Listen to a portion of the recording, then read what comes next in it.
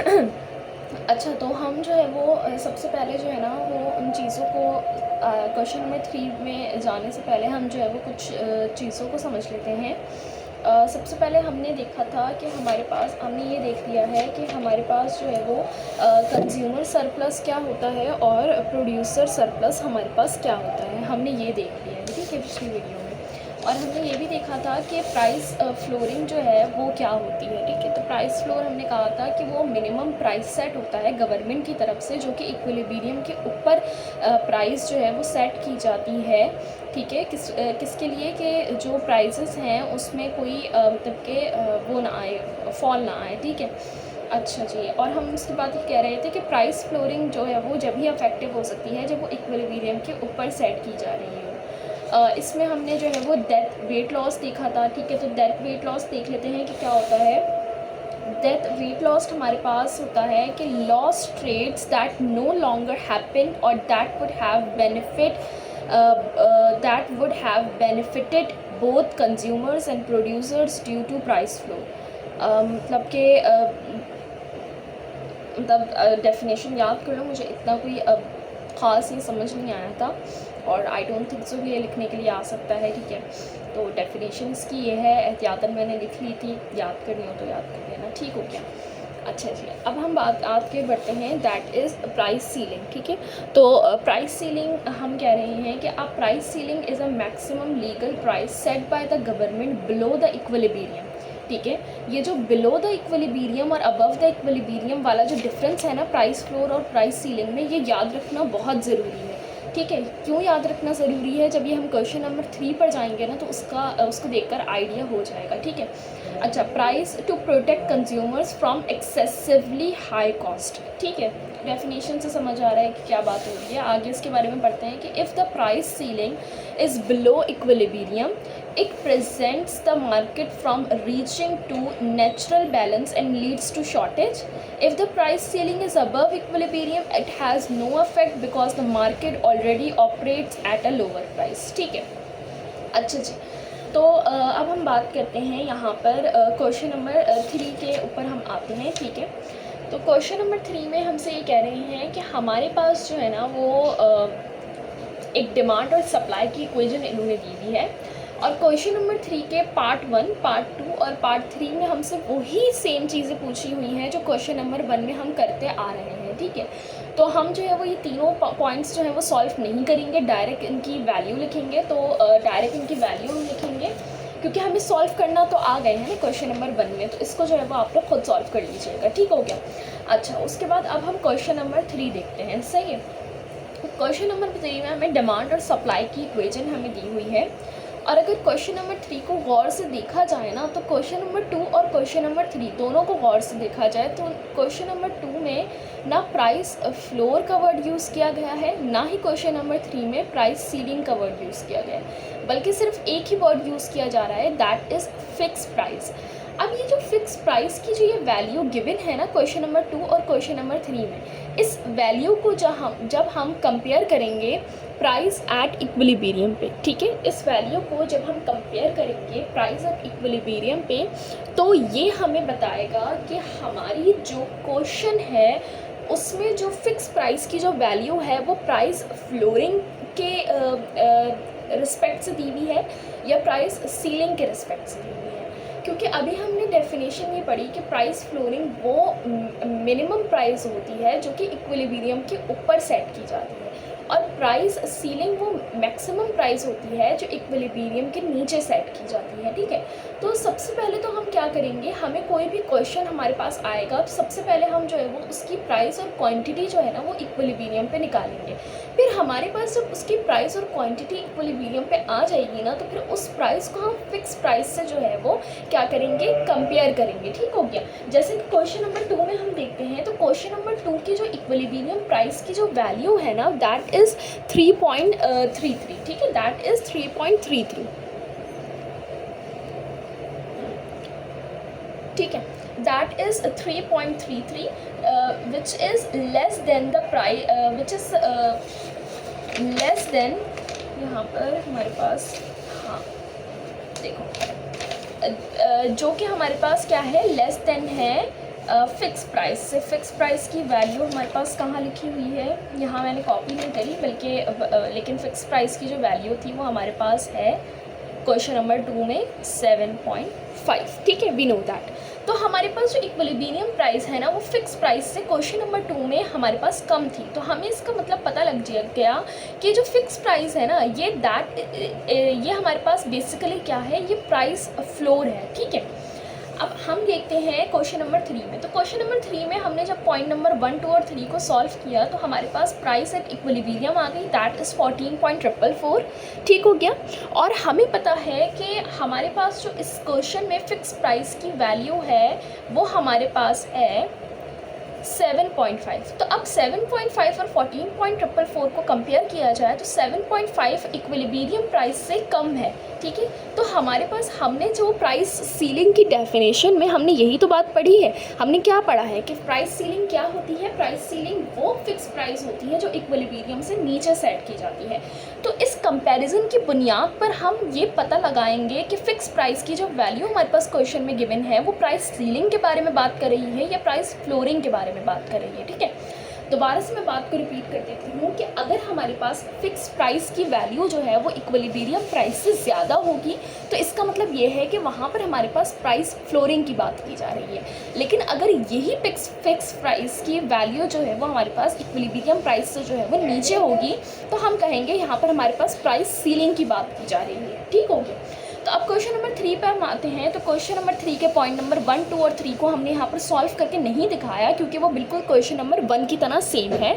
तो मैंने यहाँ पर क्या किया है, डायरेक्ट जो है वो मैंने वैल्यूज़ लिख दी है, ठीक है। हमें पता है कि सबसे पहले हम जो है वो प्राइस एट इक्विलिब्रियम और क्वांटिटी एट इक्विलिब्रियम हम निकाल रहे होते हैं, ठीक हो गया।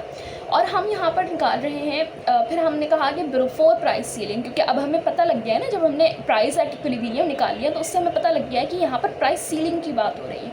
तो हमने कहा before price ceiling demand function और सप्लाई फंक्शन हमारे पास ये है और कंज्यूमर सरप्लस और प्रोड्यूसर सरप्लस की वैल्यूज़ हमारे पास ये हैं, ठीक है।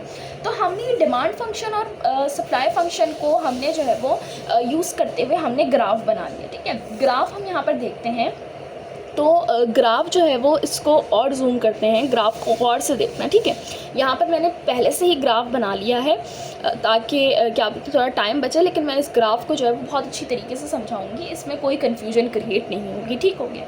अच्छा, तो हमारे पास सबसे पहले जो है वो हम देखते हैं डिमांड फंक्शन। डिमांड फंक्शन हम देखते हैं कि डिमांड फंक्शन की जो वैल्यूज़ हैं और डिमांड फंक्शन का कर्व जो है वो हम प्लॉट करते हैं, ठीक है।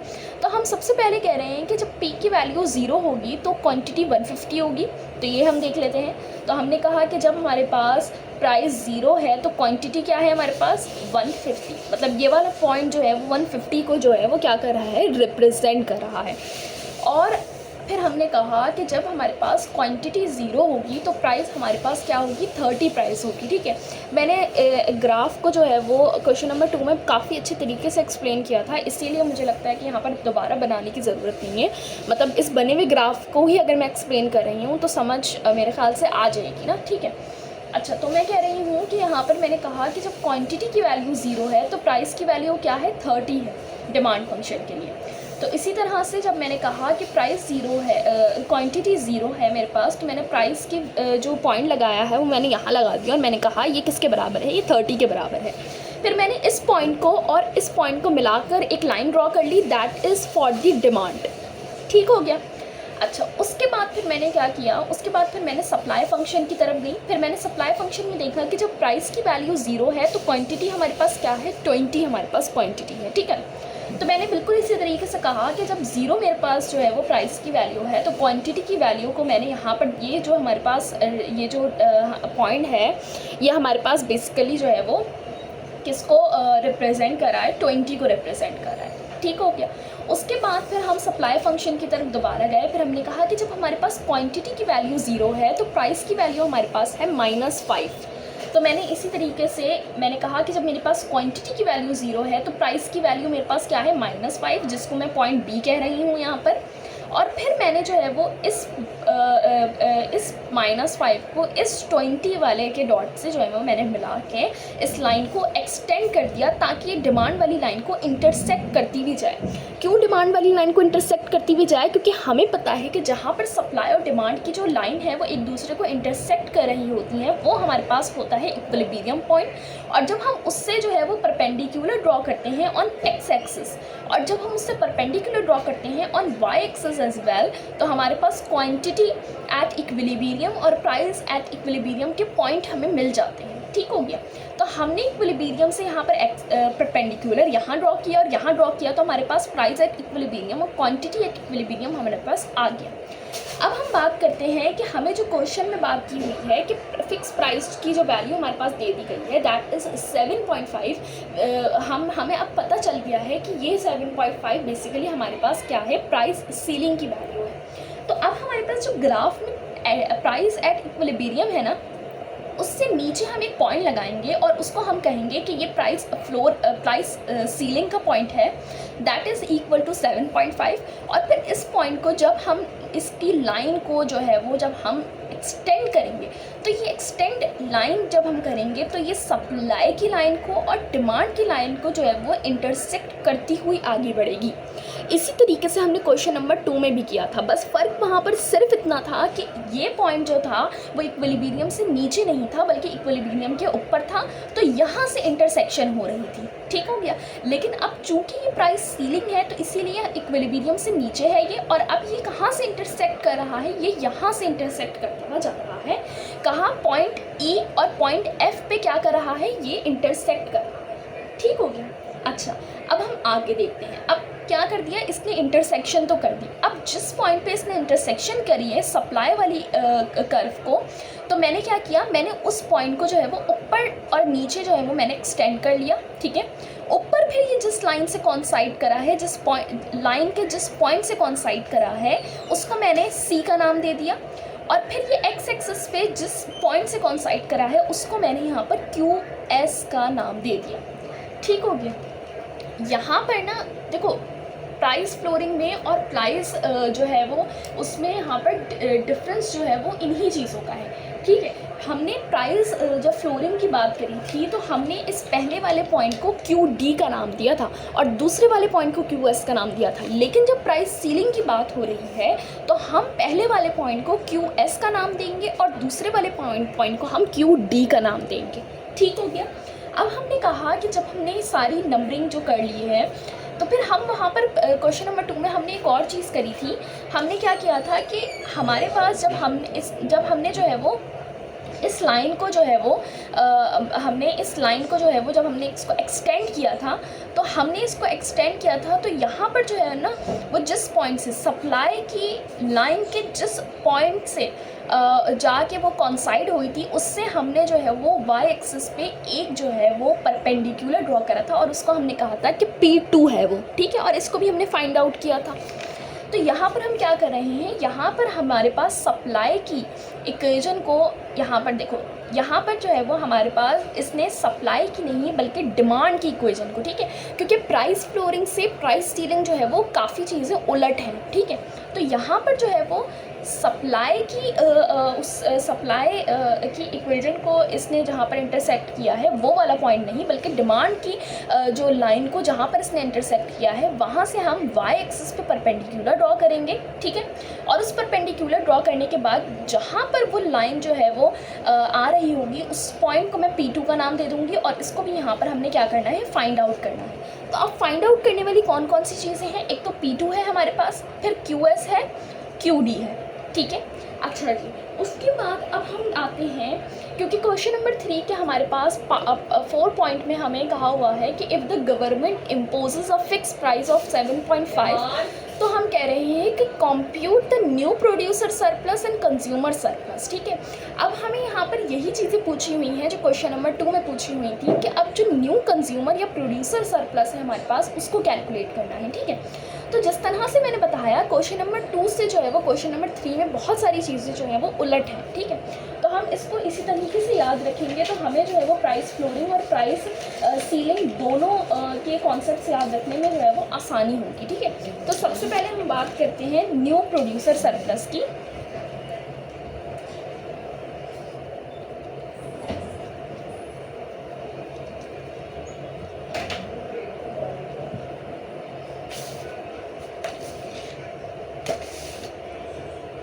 अच्छा जी, तो क्वेश्चन नंबर 2 यानी कि जब प्राइस फ्लोरिंग की बात की जा रही थी ना, तो वहाँ पर हमारे पास जो है वो कंज्यूमर सरप्लस के लिए तो हम ट्राइंगल का ही इस्तेमाल कर रहे थे, ठीक है, लेकिन प्रोड्यूसर सरप्लस के लिए हम ट्राइंगल प्लस रेक्टेंगल का इस्तेमाल कर रहे थे, ठीक है। लेकिन अब यहाँ पर जब प्राइस सीलिंग की बात हो रही है तो यहाँ पर हम प्रोड्यूसर सरप्लस के लिए जो है वो ट्राइंगल का ही इस्तेमाल करेंगे, लेकिन अब यहाँ पर चूँकि चीज़ें उलट हो रही हैं तो अब कंज्यूमर सरप्लस के लिए हम रेक्टेंगल प्लस ट्राइंगल का इस्तेमाल करेंगे। तो सबसे पहले हम देख लेते हैं कि न्यू प्रोड्यूसर सरप्लस के लिए हम कौन से वाले ट्राइंगल का इस्तेमाल करेंगे। तो ग्राफ में हम आ जाते हैं। अब ग्राफ में हमें पता है कि जो सबसे नीचे वाला ट्राइंगल होता है ना, उससे हम क्या निकालते हैं, उससे हम निकालते हैं प्रोड्यूसर सरप्लस, ठीक है। तो हम यहाँ पर कहेंगे कि हमारे पास जो है वो that is PC, E and B, ये हमारे पास वो ट्राइंगल होगा जिससे हम न्यू प्रोड्यूसर सरप्लस को कैलकुलेट करेंगे, ठीक हो गया। तो यहाँ पर हमने कहा कि ट्राइंगल PCCB, हमें पता है कि ट्राइंगल जो है वो किस फार्मूले से हम निकालते हैं, हाफ हाइट इनटू ब्रेथ, ठीक है। अच्छा जी, अब हम जो है वो क्या करेंगे, अब हम देखेंगे हाइट की और ब्रेथ की वैल्यू यहाँ पर कैसे निकाल रहे हैं। सबसे पहले तो हम उस ट्राइंगल को जो है वो हाईलाइट कर लेते हैं, दैट इज़ दिस, ओके। अच्छा जी, अब हमारे पास यहाँ पर देखें तो हाइट जो है ना वो हम कैसे निकालेंगे, यहाँ पर